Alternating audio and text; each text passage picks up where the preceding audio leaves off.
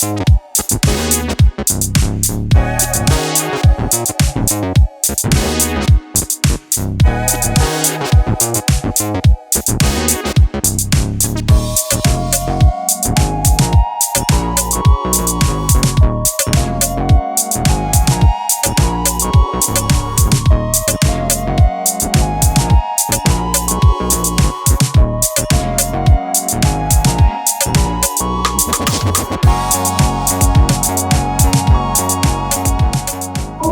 الله الرحمن الرحيم. اولا بعدا شكرا للقناه ديال التنوير. انا دائما تنبغي نهضر، تنبغي نشرح شنو هي التباورده، شنو هو التنوير، شنو هي التنميه، شنو هي المبادره، شنو هي.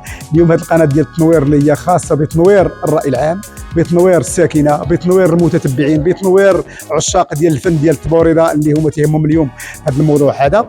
اذا مشكورين الى جانب هذه الجمعيه ديال المبادره للصحافه والتنميه.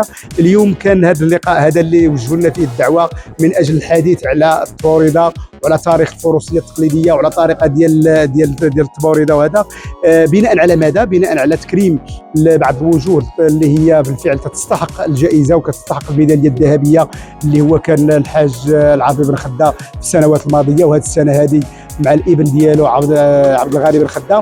كما تيقول المثل الدارجي، منين داك العود من ديك الشجره، ود الباردي تيبقى باردي، ود الميداليه الذهبيه غيشد الميداليه الذهبيه، هادشي لا نقاش فيه.